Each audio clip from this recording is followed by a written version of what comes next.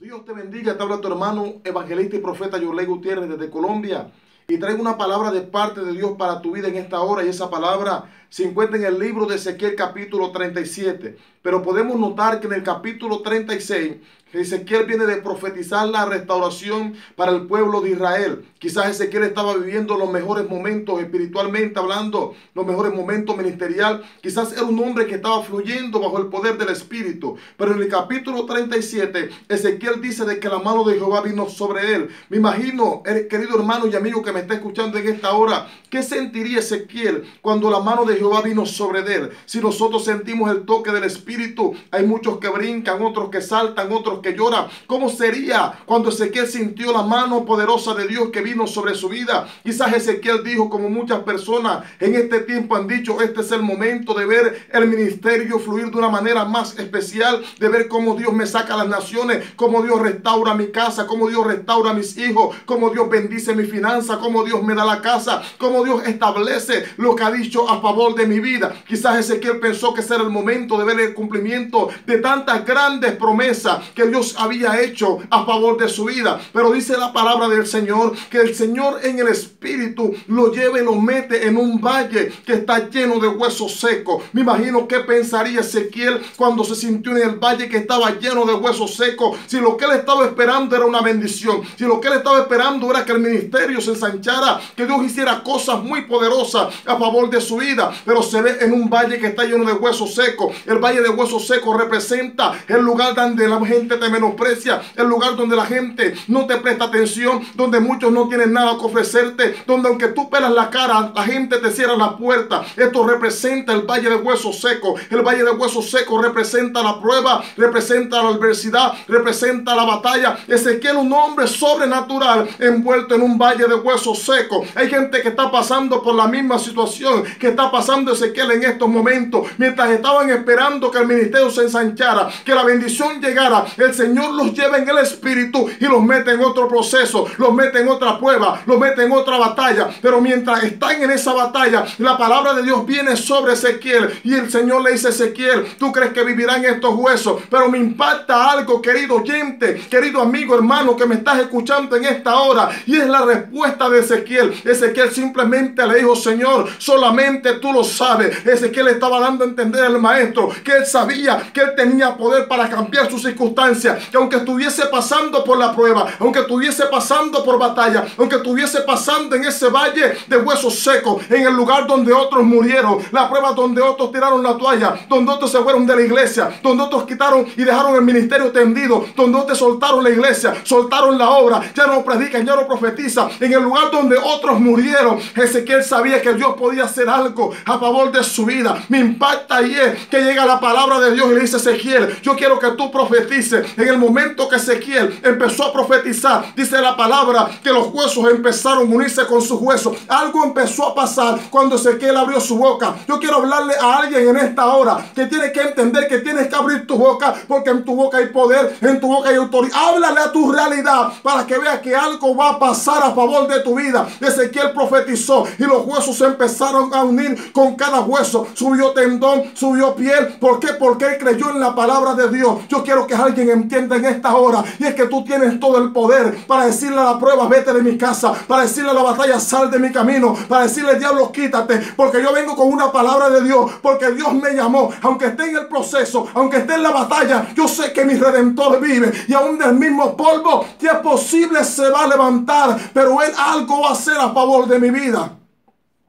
Alabado sea el nombre del Señor. Ezequiel profetizó. Dice la palabra que empezó a temblar en aquel lugar, porque cuando Dios habla, así el diablo tenga tu milagro, tenga lo que Dios te ha dicho en lo más profundo, en sus entrañas, el diablo tiene que soltarlo, porque cuando Dios da una palabra, esa palabra se cumple porque se cumple. La palabra dice que se formaron un ejército extremo, era el pueblo de Israel, pero faltaba lo más importante, faltaba el Espíritu. Y el Señor le dice a Ezequiel, profetiza los cuatro vientos. Dile: espíritu que sople y estos muertos vivirán. La palabra dice que Ezequiel profetizó y vino espíritu sobre aquellos muertos, y era un pueblo en extremo, un ejército en extremo, poderoso, sobrenatural. Eres pueblo de Israel, y ese eres tu siervo que está pasando por prueba. Ese eres tu sierva que has dicho: mira, Dios me dejó, Dios me abandonó, porque te estás viendo pasando por ese proceso. Dios no te ha dejado. Lo que pasa es que en medio de ese valle de huesos secos, tú eres el protagonista de la historia. Tú eres el hombre que Dios ha escogido para mostrar la diferencia. Tú eres el hombre que Dios ha llamado para hacer algo sobrenatural en ese lugar, en el lugar donde nadie quiere estar. Es donde Dios